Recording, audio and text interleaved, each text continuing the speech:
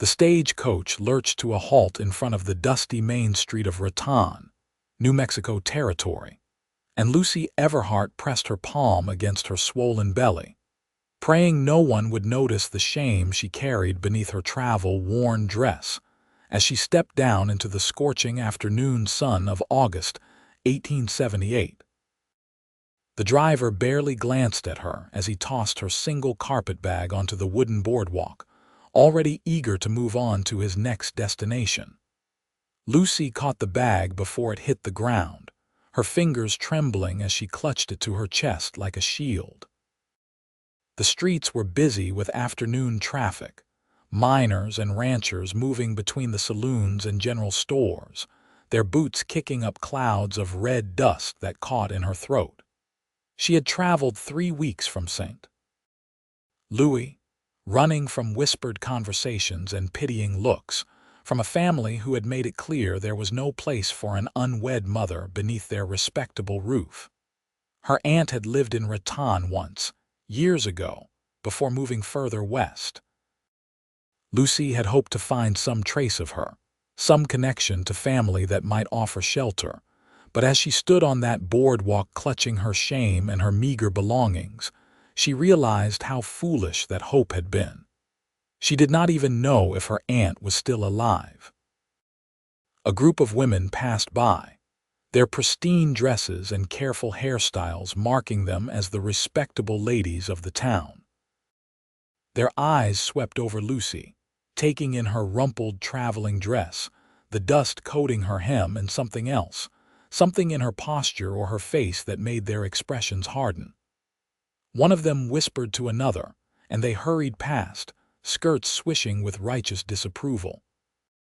Lucy felt the familiar burn of tears behind her eyes, but refused to let them fall. She had cried enough on the journey here, in the darkness of boarding houses and the privacy of the stagecoach when other passengers dozed. Now she needed to find work, find shelter, find some way to survive in this unfamiliar town before her condition became impossible to hide. The general store seemed like a reasonable place to start asking about employment, so she crossed the street, dodging a wagon hauling timber. The store was dim and cool inside, a relief from the August heat. Shelves lined the walls, stocked with everything from canned goods to rope to bolts of fabric. An older man stood behind the counter, his spectacles perched on his nose as he tallied figures in a ledger. "Excuse me," Lucy said, her voice barely above a whisper. The man looked up, his expression neutral. "Help you, miss?" "I am looking for work," Lucy said, forcing herself to stand straighter. "I can read and write. I am good with figures. I can clean or cook or do whatever needs doing." The man's eyes traveled over her, not unkindly but with a practiced assessment. "You new in town?" "Yes, sir. I arrived just now. Got family here." Lucy hesitated. "No, sir. Place to stay?" "Not yet, sir." The man sighed, removing his spectacles to clean them on his apron. "I would like to help you, miss, but I have got all the help I need here. My daughter handles most of the shopkeeping. You might try the boarding house down the street. Mrs. Patterson sometimes needs help with laundry and such." "Thank you," Lucy said, trying to keep the desperation from her voice. "Can you direct me to it?" He gave her directions, and she left the store with her hope diminishing like water in the desert sun. The boarding house was a 2-story structure with peeling paint and a sagging porch. Mrs. Patterson turned out to be a severe woman with iron gray hair pulled back so tightly it seemed to stretch her face. She looked Lucy up and down with open suspicion. "I do not hire girls off the street," she said flatly. "This is a respectable establishment." "I am a respectable woman," Lucy protested, heat rising in her cheeks. "I am simply looking for honest work." "Then you should have thought about that before you found yourself in your current situation," Mrs. Patterson said, her eyes dropping meaningfully to Lucy's midsection. Lucy felt as though she had been slapped. Her hand instinctively moved to her stomach, a protective gesture she immediately regretted. "I do not know what you mean." "I have raised 6 children of my own," Mrs. Patterson said coldly. "I know what I am seeing. I will not have that kind of scandal under my roof. Good day." The door shut in Lucy's face with a decisive click. She stood there for a long moment, her carpetbag growing heavy in her hand, her body aching from days of travel. The sun was beginning its descent toward the western mountains, painting the sky in shades of orange and gold. Soon it would be dark, and she had nowhere to go. She walked back toward the main street, her mind racing through increasingly desperate options. Perhaps she could find a church, throw herself on the mercy of a minister. Perhaps there was a women's charitable society. Perhaps she could sleep in the stable for one night just until she figured out what to do next. "Miss, you all right there?" The voice came from behind her, deep and gentle. Lucy turned to find a man standing a respectful distance away, his hat in his hands. He was tall, with sun-bronzed skin and dark hair that needed cutting, dressed in worn denim and a faded blue shirt. His eyes were the color of creek water, a soft gray-green that seemed to hold genuine concern. "I am fine, thank you," Lucy said automatically, though everything about her situation screamed otherwise. "Forgive me for saying so, but you do not look fine," the man said. "You look like you are about to fall over. When did you last eat?" Lucy tried to remember. There had been hard bread and cheese at the last way station, early that morning. Or had it been yesterday morning? The journey had blurred together into one long stretch of discomfort and worry. "I am managing," she said, lifting her chin. The man studied her for a moment, then seemed to come to some decision.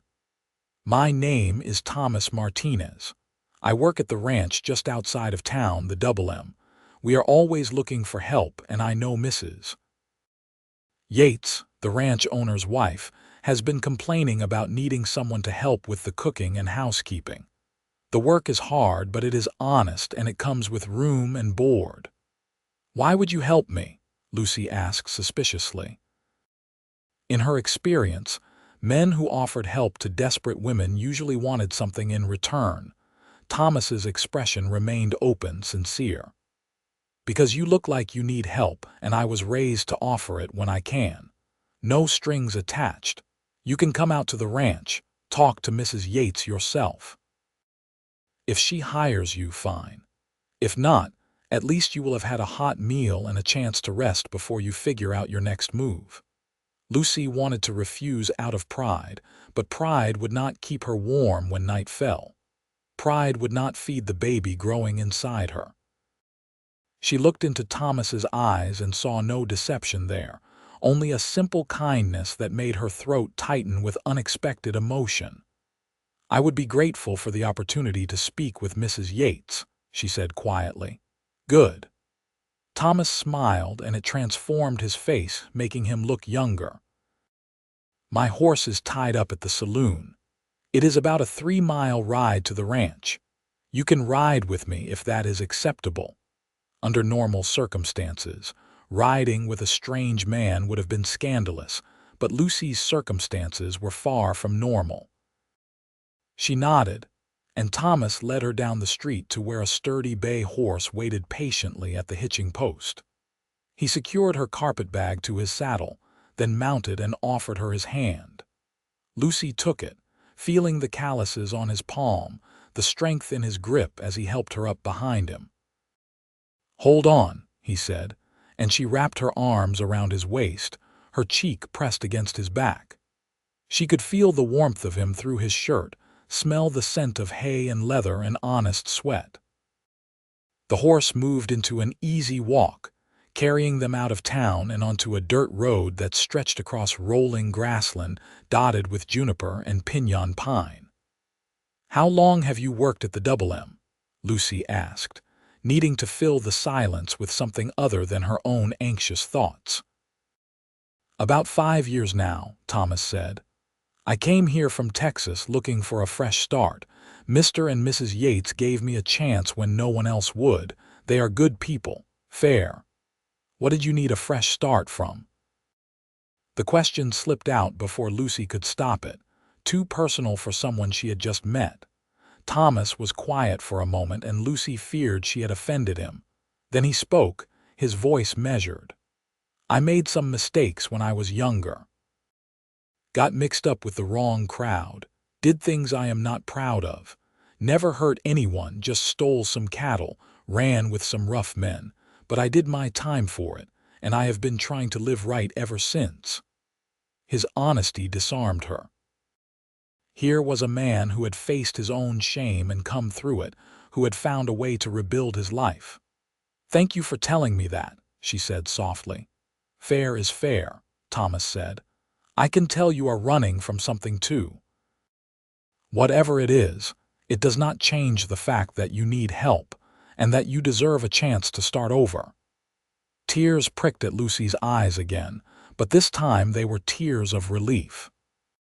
For weeks, she had been treated as though her shame defined her entirely, as though one mistake had erased every other aspect of who she was. To have this stranger acknowledge her humanity felt like water in the desert. The ranch came into view as they crested a low hill.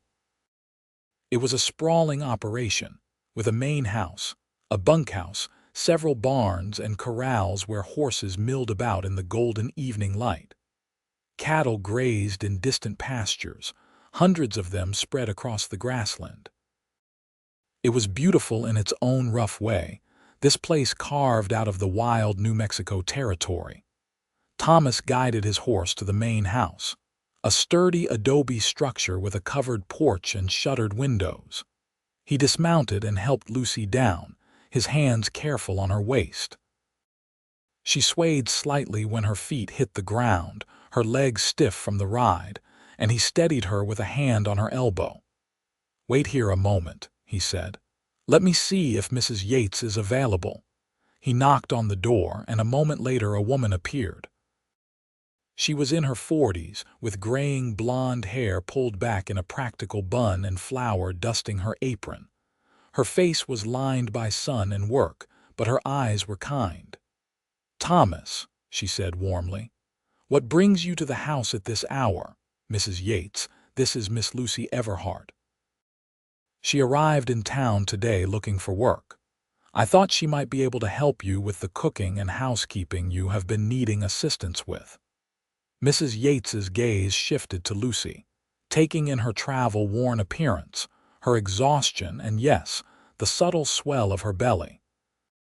But unlike Mrs. Patterson, her expression did not harden with judgment.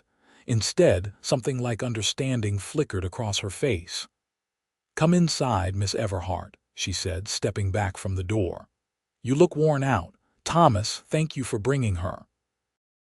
Thomas tipped his hat to both women and headed toward the bunkhouse, leaving Lucy alone with Mrs. Yates. The interior of the house was comfortable, if not fancy.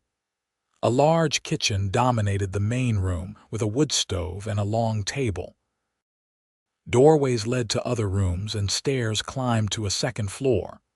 Sit down before you fall down, Mrs. Yates said, pulling out a chair.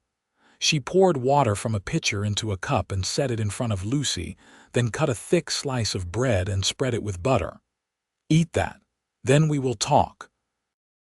Lucy did not argue. She drank the water gratefully and ate the bread, which was still warm and tasted like heaven.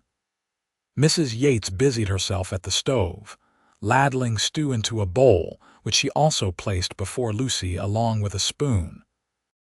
Eat, she said again, and Lucy obeyed, the rich beef stew warming her from the inside out. Only when Lucy had finished did Mrs. Yates sit down across from her, folding her hands on the table. Now then, tell me about yourself, Miss Everhart. Lucy set down her spoon, gathering her courage. There is not much to tell. I am from St. Louis. I can read and write. I am a hard worker. I need employment and a place to stay. Why did you leave St. Louis? The direct question caught Lucy off guard. She could lie, but something about Mrs. Yates's steady gaze made her want to tell the truth. "I am with child," she said, her voice barely above a whisper. "I am not married. My family wanted nothing more to do with me." Mrs. Yates nodded slowly, as though Lucy had confirmed something she had already suspected. "And the father?" "He was a clerk in my father's business," Lucy said, the old pain and anger rising in her chest. "He promised to marry me. When I told him about the baby, he left town. My father tried to find him, but he had disappeared completely." "I see, Mrs." Yates was quiet for a moment, then reached across the table and patted Lucy's hand. "Here is what I will offer you, Miss Everhart. I do need help. My husband runs this ranch with a dozen men, and I cannot keep up with all the cooking and cleaning by myself. I am getting older and my joints ache something fierce in the mornings. You will work hard, I will not pretend otherwise. But you will have a room of your own, 3 meals a day, and a small wage. When your time comes, I will help you with the birthing. After the baby is born, we will figure things out from there." Lucy could hardly believe what she was hearing. "You would do that, even knowing about my situation? Child, I am not so old that I have forgotten what it is like to be young and to make mistakes," Mrs. Yates said. "Besides, I have a feeling about you. You have kind eyes, even with all the fear in them. I think you will be a good worker, and I think you deserve a chance." "I will not let you down," Lucy said, her voice breaking. "I promise you I will work harder than anyone you have ever hired." "I believe you," Mrs. Yates said, smiling. "Now let me show you to your room. You look like you could sleep for a week." The room was small but clean, with a narrow bed, a washstand, and a window that looked out over the pastures.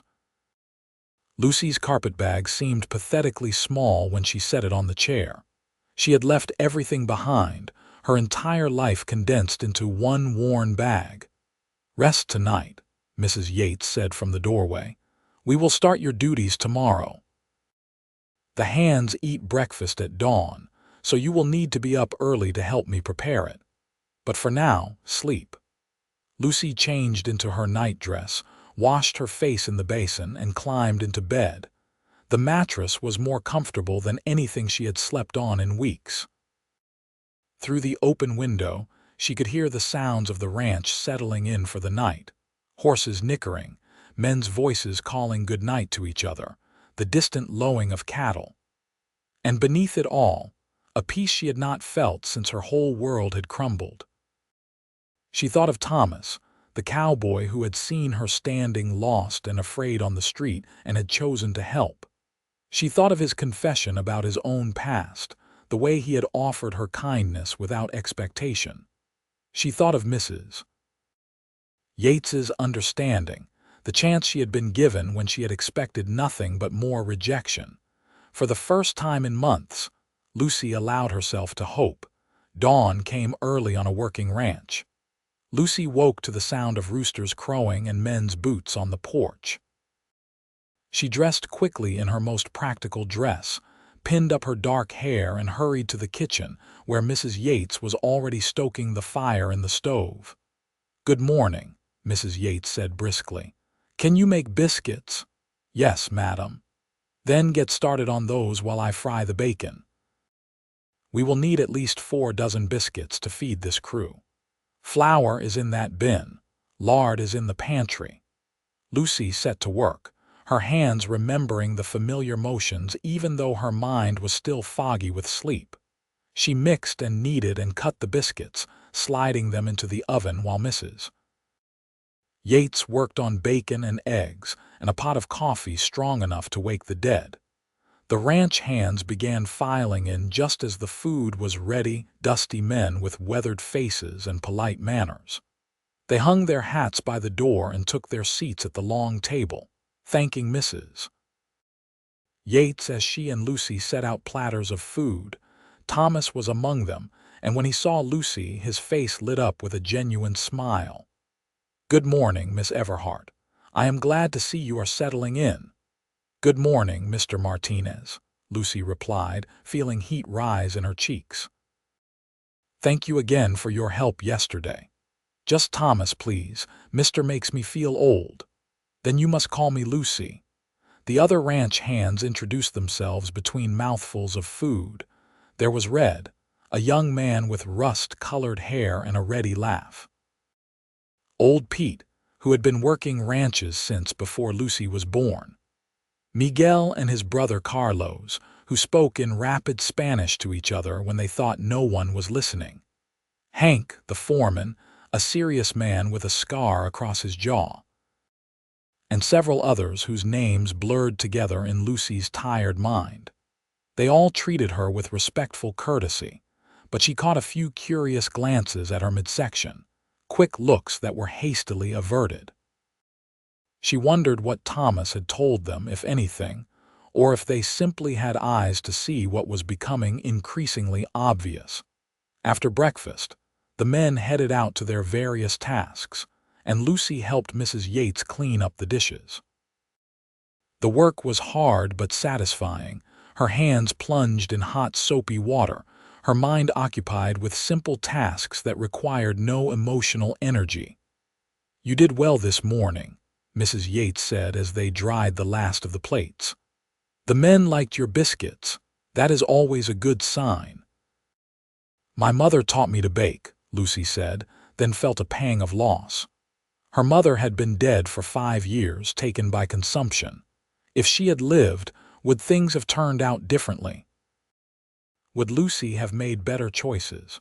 Or would her mother have stood by her instead of leaving her at the mercy of her father's judgment? "She taught you well," Mrs. Yates said gently, as though sensing the direction of Lucy's thoughts. "Now, let me show you the rest of your duties." The days fell into a rhythm. Lucy woke before dawn to help prepare breakfast.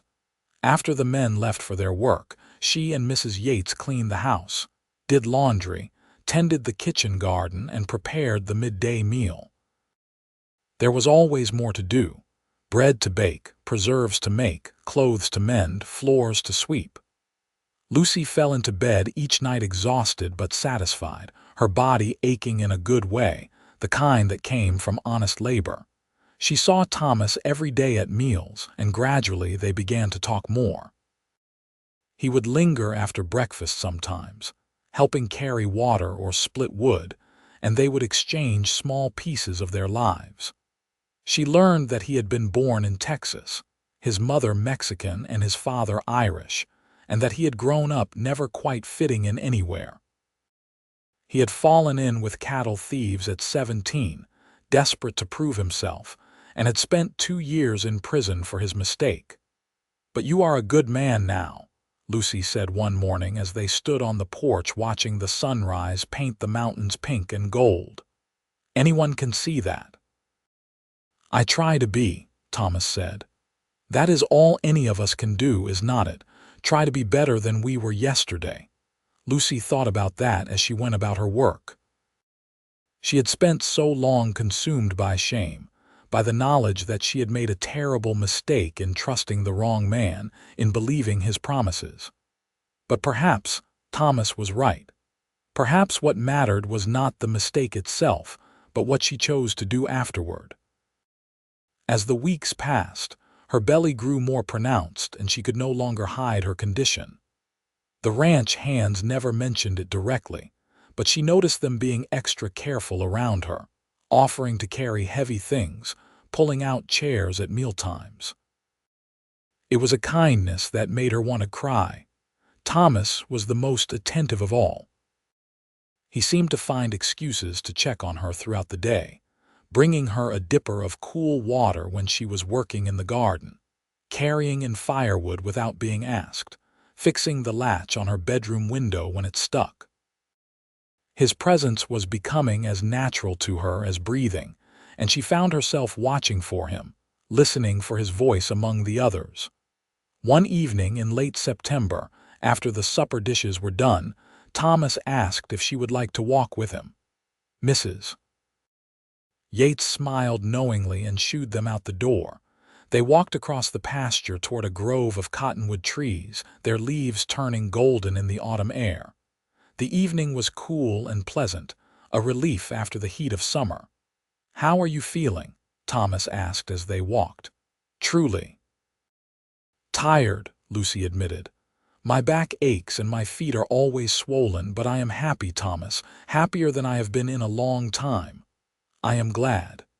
He was quiet for a moment, then said, Lucy, can I ask you something? Of course. Do you regret what happened? The baby, I mean. Lucy considered the question carefully.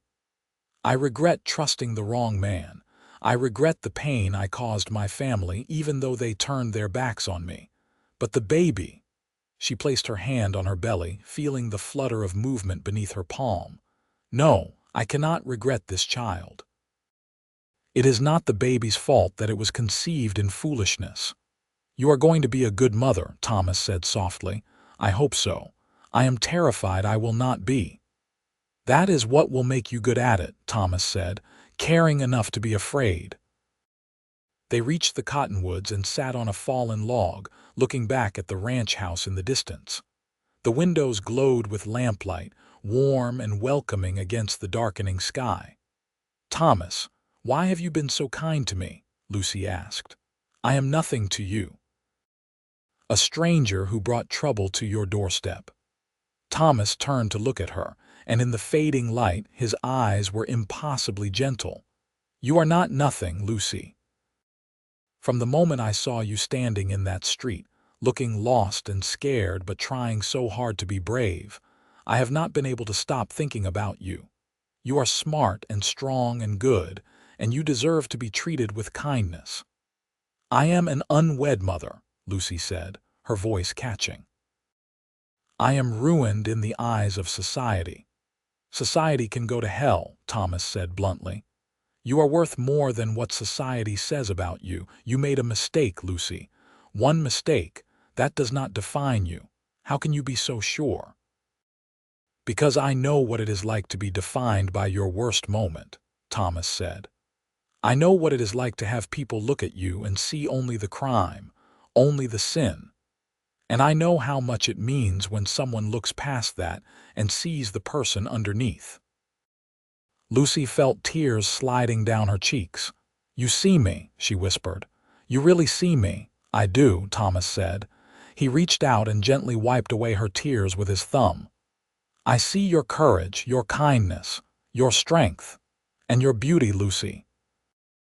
God, you are so beautiful it hurts to look at you sometimes. Thomas, she breathed, and then his lips were on hers, gentle and questioning. She answered by kissing him back, her hands coming up to cup his face, feeling the rough stubble on his jaw. The kiss was sweet and tender, full of unspoken promises. When they pulled apart, Thomas rested his forehead against hers. I am falling in love with you, Lucy Everhart. I know it is too soon. I know you have every reason not to trust another man's words, but I need you to know. I am falling in love with you, and I will spend every day proving to you that I mean it. I am falling in love with you too, Lucy whispered. I did not think I could ever feel this way again after what happened, but you make me feel safe. You make me feel valued. You make me feel like maybe I deserve happiness after all. They sat together beneath the cottonwoods as stars began to appear overhead, holding hands, talking about their hopes and dreams. Thomas spoke of wanting his own small ranch someday, nothing grand, just enough land to raise some cattle and horses and maybe a family. Lucy talked about wanting to give her child a good life, filled with love and security. I want to be part of that, Thomas said, if you will let me. I know the baby is not mine by blood, but I would raise that child as my own, Lucy. I would love it because it is part of you. You would do that. Lucy's voice shook with emotion. I would, I will. Thomas squeezed her hand. But I will not rush you, we have time. I just need you to know where my heart stands. They walked back to the house hand in hand, and when they reached the porch, Thomas kissed her again, soft and lingering. Lucy went to bed that night feeling as though she were floating, her heart full of a fragile, precious hope. The next morning, Mr. Yates, the ranch owner, returned from a trip to Santa Fe. He was a big man with a booming voice and a weathered face that broke easily into smiles. His wife filled him in on the new addition to their household, and he sought Lucy out after breakfast. "Miss Everhart," he said, his voice kind. "My wife tells me you have been a great help around here. I want you to know you have a place at the Double M for as long as you need it." "Thank you, sir," Lucy said, overwhelmed by the generosity of these people who owed her nothing. "No need for thanks. You earn your keep and then some.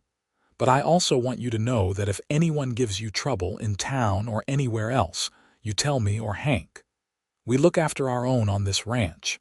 Word spread that Lucy was under the protection of the Double M, and that changed things. When she went into Raton with Mrs. Yates for supplies a few weeks later, the people who had looked at her with contempt before now treated her with cautious respect. The Yates family carried weight in these parts, and no one wanted to cross them. Still, Lucy felt the stares and heard the whispers. She held her head high, Thomas's words echoing in her mind. She was more than her mistake. She was worthy of respect, worthy of love. Thomas courted her properly through the autumn months within the boundaries of propriety and with Mrs. Yates as a constant chaperone. They would sit on the porch in the evenings, talking about everything and nothing. He brought her small gifts, a bouquet of wildflowers, a smooth river stone he thought was pretty, a book he had borrowed from the ranch's small library. He was there in early November when her back pain became too much, and she had to sit down in the middle of kneading bread. He was there to rub her swollen feet after a long day. He was there, steady and constant, proving every day that his love was real. Lucy's belly grew round and heavy as winter approached. Mrs. Yates began preparing for the birth, gathering supplies and telling Lucy what to expect. It was frightening, facing the ordeal alone without her mother or sisters, but Mrs. Yates's calm competence and Thomas's unwavering support made it bearable. "I will be right outside the door the whole time," Thomas promised. "You will not be alone." The baby came on a cold December night, arriving with the first real snowfall of the season. The labor was long and difficult, and Lucy screamed until her voice was hoarse. But Mrs. Yates guided her through it with firm hands and encouraging words, and when the baby finally emerged, wailing and red-faced, Lucy felt a surge of love so powerful it took her breath away. "A boy, Mrs. Yates said, cleaning the infant and wrapping him in soft blankets. "A healthy, strong boy." She placed the baby in Lucy's arms, and Lucy looked down at the tiny face, the dark hair, the perfect little fingers that wrapped around her thumb. "Hello, little one," she whispered. "I am your mama." Mrs. Yates cleaned Lucy up and made her comfortable, then went to the door and called for Thomas. He came in hesitantly, his face pale with worry. "Lucy, are you all right? Come meet our son," Lucy said, and the word "our" was deliberate, a gift she gave him freely. Thomas approached the bed slowly, his eyes wide as he looked at the baby. "Our son," he repeated, his voice awed. "Can I hold him?" Lucy transferred the bundle into his strong arms, watching as Thomas cradled the baby with surprising gentleness. He looked down at the infant with such love and wonder that tears sprang to Lucy's eyes. "He is perfect," Thomas said. "Lucy, he is absolutely perfect." "What should we name him?" Lucy asked. Thomas looked at her, his eyes shining. "You choose. You are his mother." Lucy thought for a moment, then said, "I would like to name him Samuel. Samuel Thomas, after you." Thomas's breath caught. "You would give him my name? If you mean what you have said about raising him as your own, then yes. I want him to have your name." Thomas bent and kissed her forehead, the baby still cradled in his arms. "I will be the best father I can be to him, Lucy. I swear it. I know you will." Samuel Thomas was a good baby, relatively quiet and content. Lucy recovered from the birth more quickly than she had expected, thanks to Mrs. Yates's care and good food. By the time Christmas arrived, she was back to helping with light duties around the house, though Mrs. Yates refused to let her do anything too strenuous. Thomas was besotted with the baby. He would hold Samuel for hours, talking to him in a low voice, marveling at every small thing the infant did. The other ranch hands would laugh good-naturedly at how smitten he was, but there was affection in their teasing. "That boy is going to grow up knowing he is loved," Red observed one evening at supper. "With a mama and a papa like that, he will never doubt it."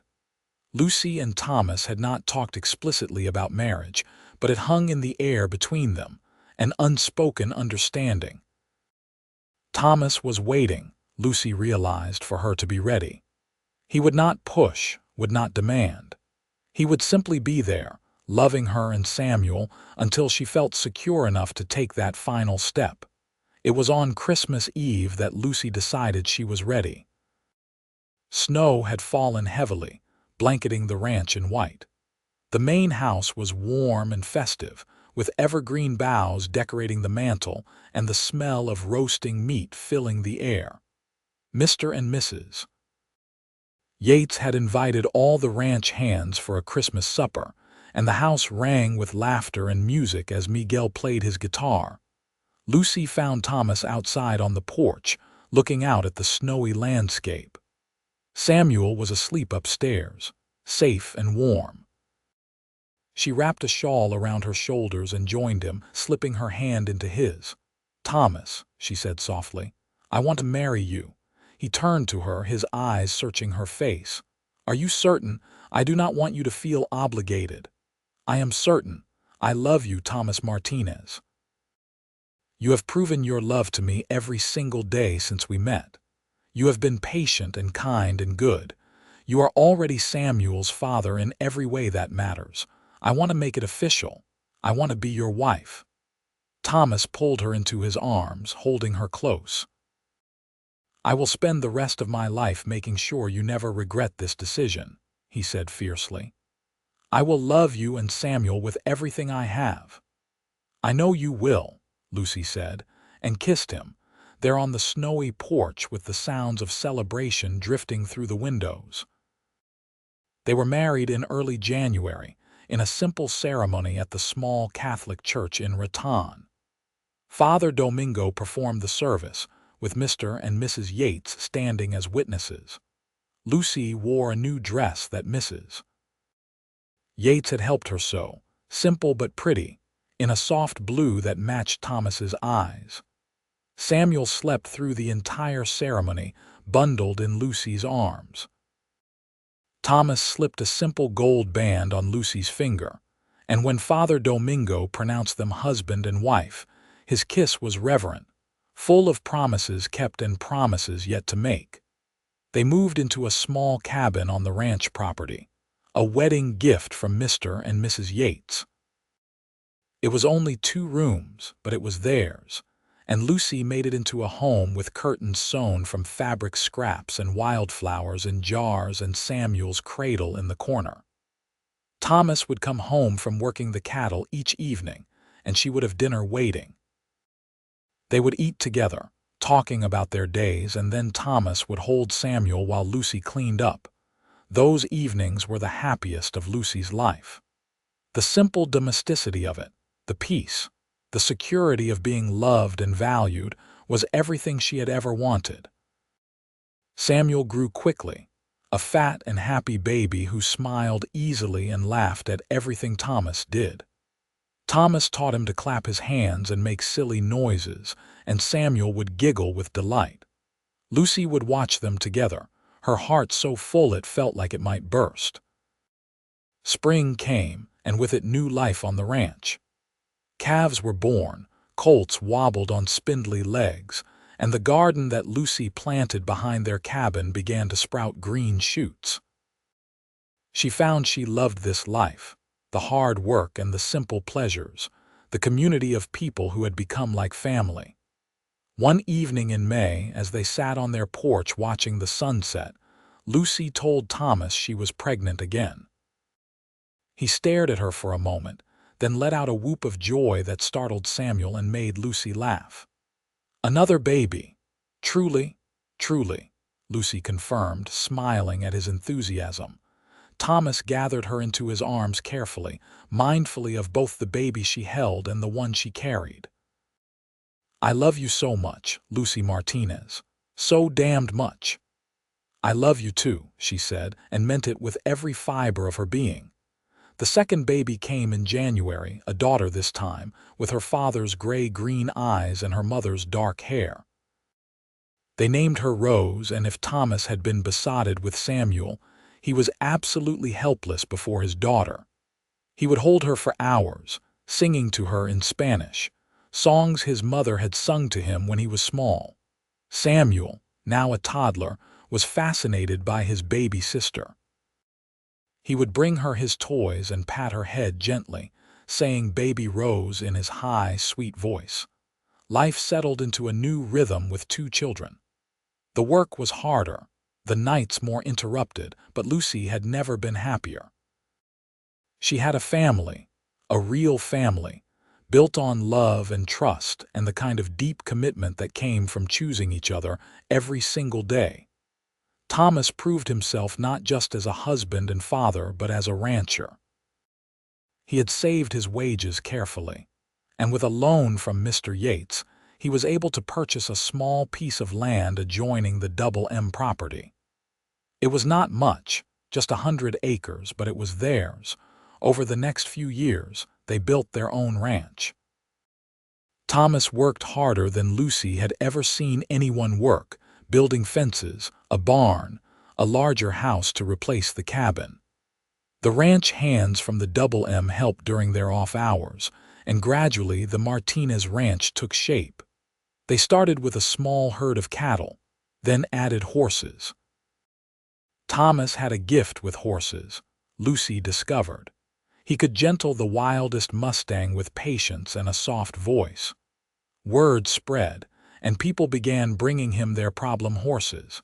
He would work with them for weeks or months and send them home transformed. It became another source of income, and the Martinez ranch began to thrive. Samuel grew into a sturdy boy who followed his father everywhere, learning to ride and rope and care for the animals. Rose was more quiet, more thoughtful, content to help her mother in the garden or sit on the porch reading the books that Lucy taught her from. 2 more children came in the following years. Another boy they named James, and then a second daughter they called Mary. The house rang with noise and laughter, with the chaos of a growing family. Lucy's days were full to bursting with cooking and cleaning and tending to scraped knees and settling arguments, but she would not have traded it for anything. On their 5th wedding anniversary, Thomas took Lucy into Raton for dinner at the hotel restaurant, leaving the children with Mrs. Yates. It was a rare evening alone, and they savored it, holding hands across the table, talking and laughing like the courting couple they had once been. "Do you ever regret it?" Lucy asked as they walked back to their wagon under a sky full of stars. "Taking on a pregnant woman and another man's child. Your life would have been so much simpler without us." Thomas stopped walking and turned to face her, his hands cupping her face. "Lucy Martinez, you listen to me. You and Samuel and all our children are the best thing that ever happened to me. I was half a man before I met you, just going through the motions of living. You gave me purpose. You gave me love. You gave me a family. I have never regretted a single moment, and I never will. I love you," Lucy whispered, "so very much. And I love you more than words can say." They kissed there in the street, not caring who might see. 2 people who had found each other against all odds and built something beautiful from the ashes of their past mistakes. The years continued to pass, marked by the changing seasons and the growing children. Samuel became a fine young man, responsible and hardworking, with his mother's kindness and his father's steady nature. At 18, he began courting a girl from town, the schoolteacher's daughter, and Thomas and Lucy gave them their blessing. Rose developed a passion for learning that could not be contained by the small schoolhouse in Raton. She wanted to be a teacher herself, and Lucy and Thomas saved carefully to send her to the teachers' college in Santa Fe. It was hard to watch her go, but they were proud beyond measure. James wanted to be a rancher like his father, and he had the same gift with horses. Mary, the youngest, was artistic, always drawing pictures of the ranch and the animals and her family. Thomas and Lucy grew older together, their faces lined by sun and laughter, their bodies marked by years of hard work. The ranch prospered, becoming one of the most respected operations in the area. They hired their own hands now and helped other young people the way the Yateses had helped them. Mr. Yates passed away in the spring of 1895, and they all mourned him. Mrs. Yates moved into a cottage on the Double M property, no longer able to manage the big house alone. Lucy visited her often, bringing grandchildren and fresh bread, sitting with the woman who had given her a chance when no one else would. "You have done well for yourself," Mrs. Yates said one afternoon as they watched Samuel's children play in the yard. "I knew you would." "I owe it all to you," Lucy said. "If you had not taken me in, nonsense. You did the work. You built this life, Thomas and you together. I just opened a door." "You opened the most important door," Lucy insisted. "You gave me hope when I had none left." Mrs. Yates patted her hand. "Then I am glad.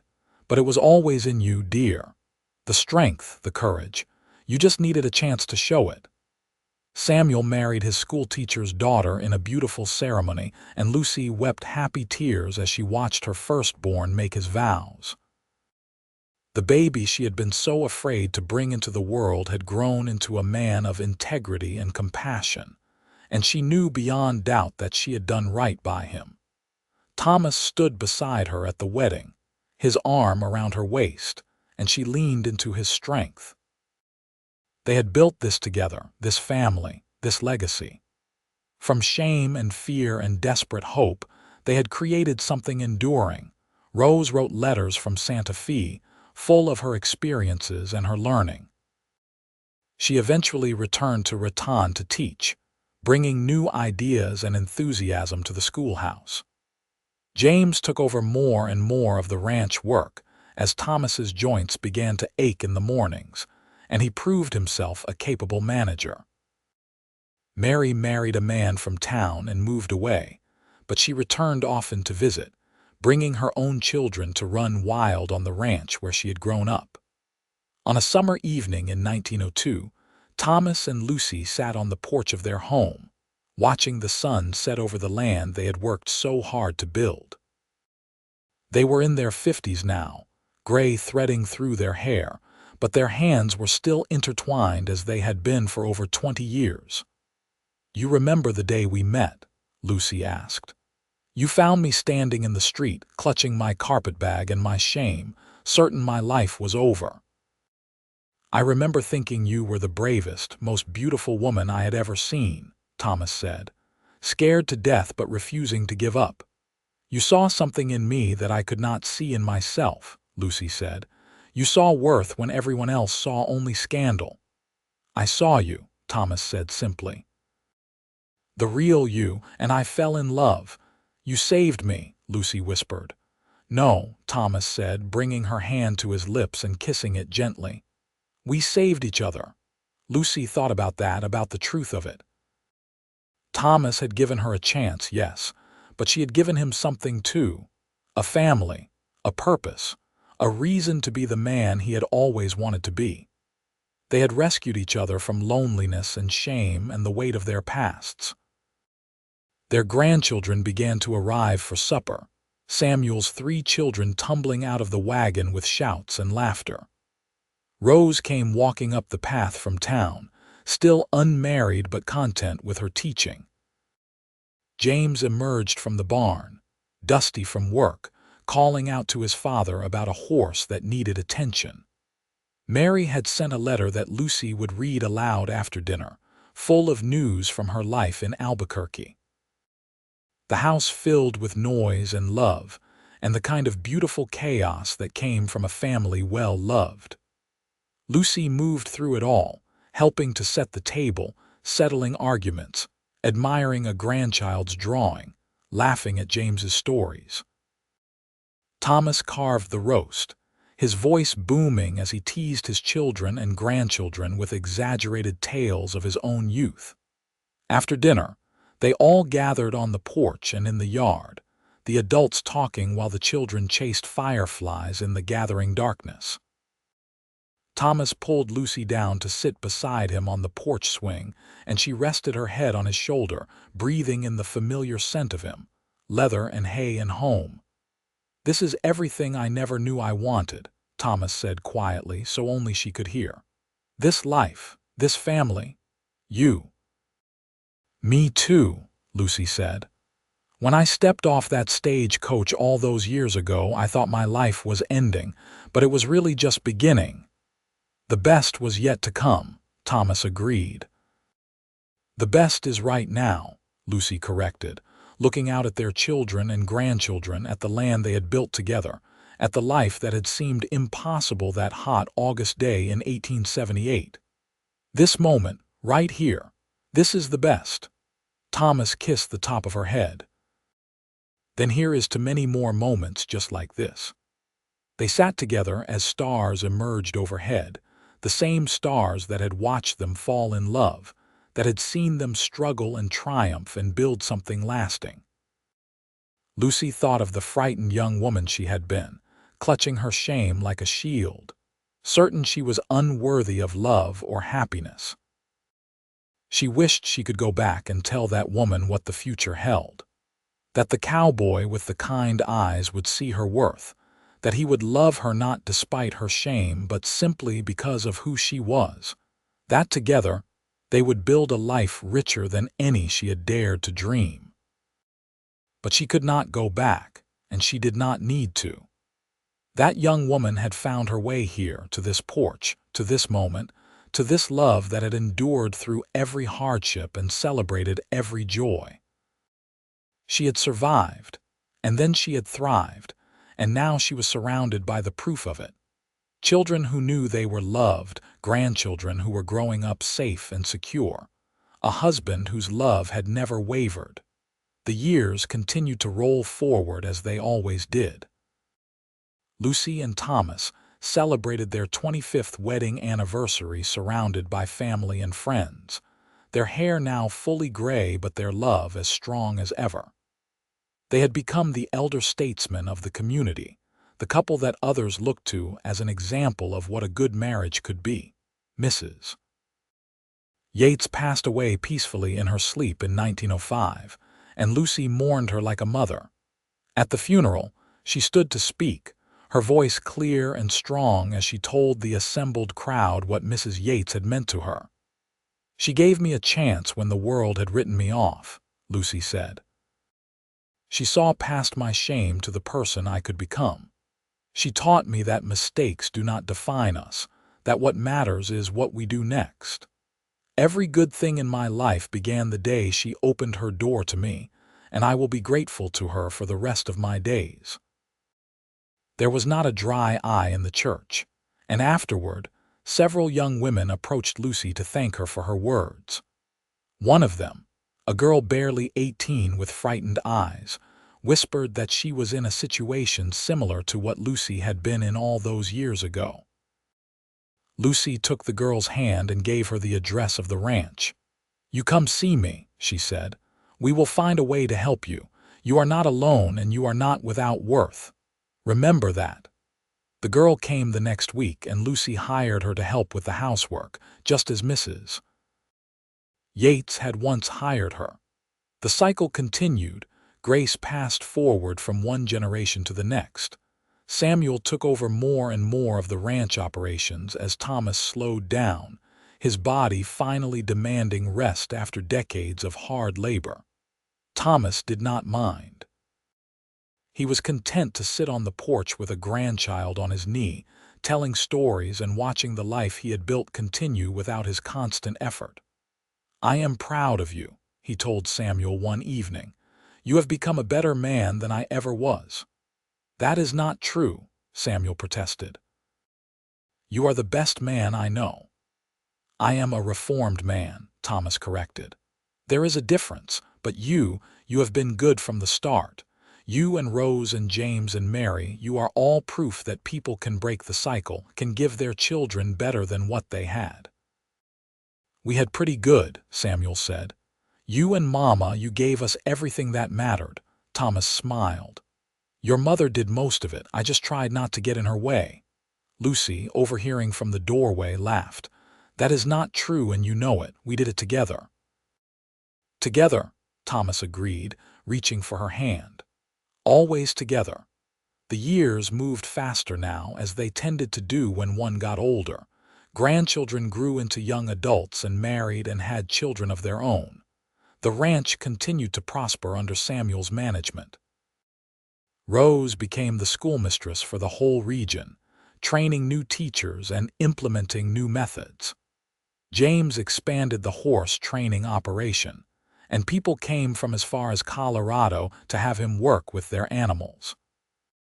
Mary's children came to spend summers on the ranch, falling in love with the land their grandparents had built. Lucy and Thomas grew old together, their steps slower but their partnership as strong as ever. They marked the turn of the century with wonder, marveling at how much the world had changed since they first met. Automobiles were beginning to appear on the streets of Raton, though Lucy said she would always prefer a good horse. Electric lights were being installed in town, though they kept their oil lamps at the ranch. "We are old-fashioned now," Lucy said with a laugh. "Relics of another era." "Good," Thomas said.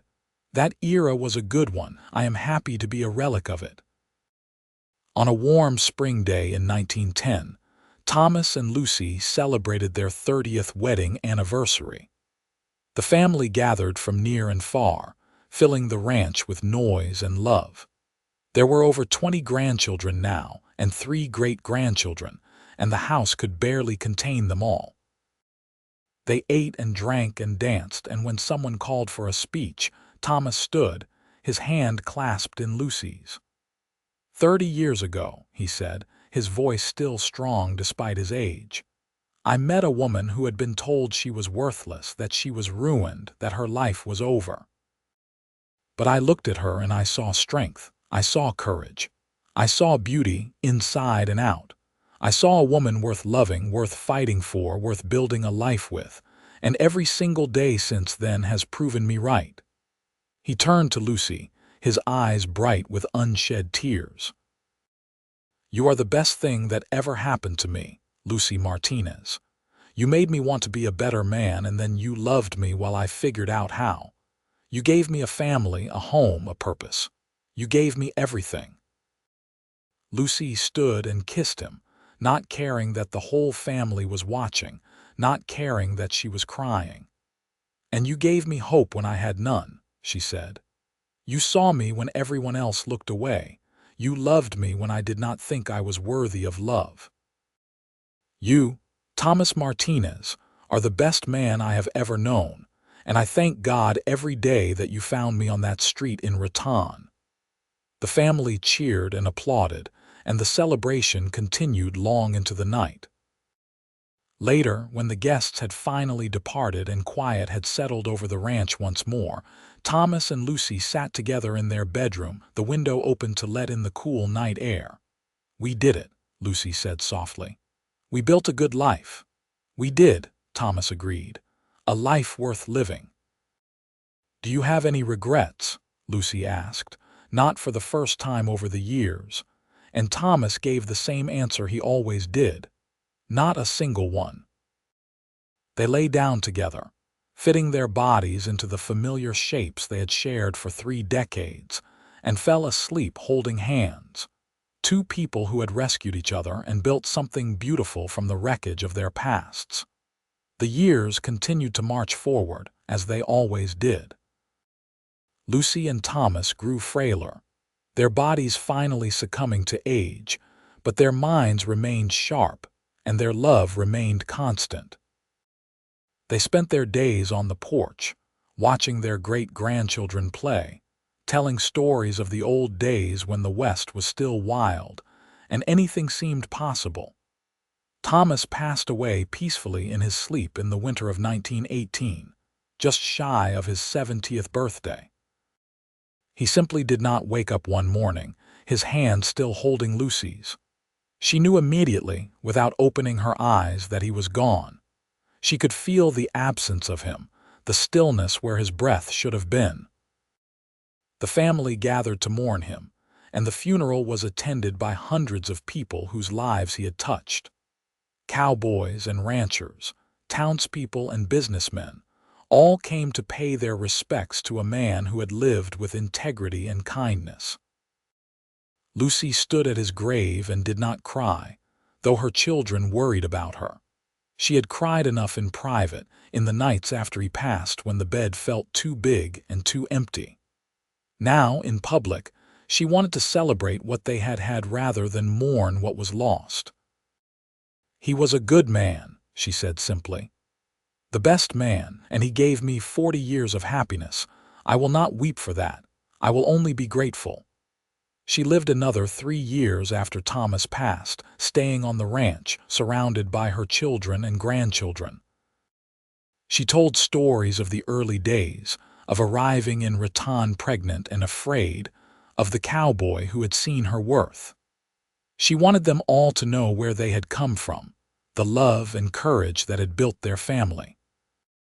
"Your grandfather saved me," she would tell the great-grandchildren who gathered at her feet.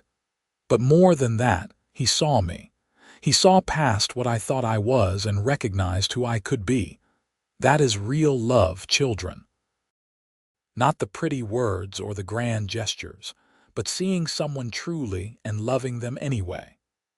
Lucy passed away in her sleep in the spring of 1921, on a morning when the wildflowers were blooming across the pastures. Her children found her with a smile on her face, her hands folded over her heart, at peace. They buried her next to Thomas, and on the headstone, Samuel had inscribed the words that had defined their life together. They saw each other's worth. The Martinez ranch continued for generations, passed down through the family, a testament to what two people could build when they chose to see the best in each other. And on quiet evenings, when the sun set over the New Mexico landscape, painting the sky in shades of gold and rose, the family would gather on the porch and tell the story of how it all began.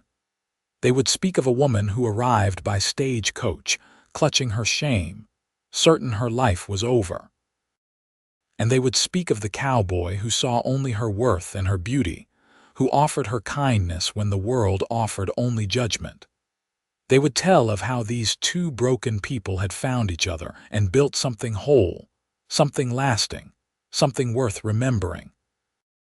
And in the telling, the story would live on, a reminder that love could be found in the most unlikely places, that second chances were possible, that seeing someone's true worth was the greatest gift one person could give another.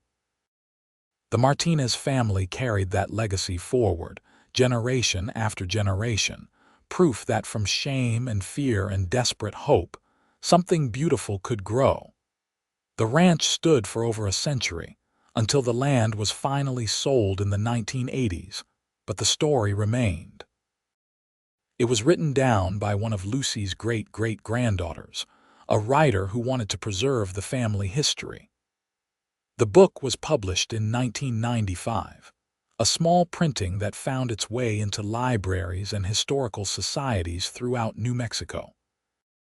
And sometimes, even now, people will visit the old cemetery in Raton and find the graves of Thomas Martinez and Lucy Everhart Martinez, side by side under the wide western sky. They will read the inscription and wonder about the lives behind the words, about the love story that began with a frightened woman stepping off a stagecoach and a cowboy who chose to see her worth. The land remembers them. The wind that blows across the New Mexico plains carries their story. The mountains that watched them build their life together stand as silent witnesses to the truth that love, real love, sees beyond shame and fear to the person underneath. That it recognizes worth when others see only failure. That it offers hope when hope seems lost. Thomas and Lucy's story was not unique in its hardship, but it was unique in its resolution. They found each other at the right moment, when both needed someone to believe in them. And from that mutual recognition, that mutual faith, they built a life that mattered. They raised children who knew they were loved. They created a legacy of kindness and second chances.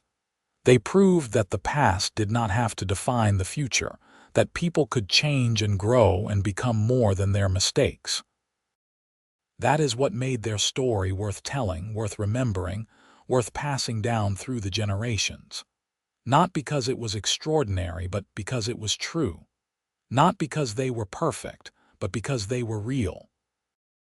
They were flawed humans who chose to love each other anyway, who worked hard and built something lasting, who proved that the cowboy who sees worth and beauty in a shamed woman, and the woman who dares to hope again, can create something extraordinary from the ordinary moments of life. Their story ended as all stories do, but the love they created rippled outward, touching lives they would never meet, inspiring people they would never know. And in that way, they achieved a kind of immortality, not through fame or fortune, but through the simple act of loving well and leaving behind people who knew how to love in turn. That was their legacy. That was their gift to the world, and it was more than enough.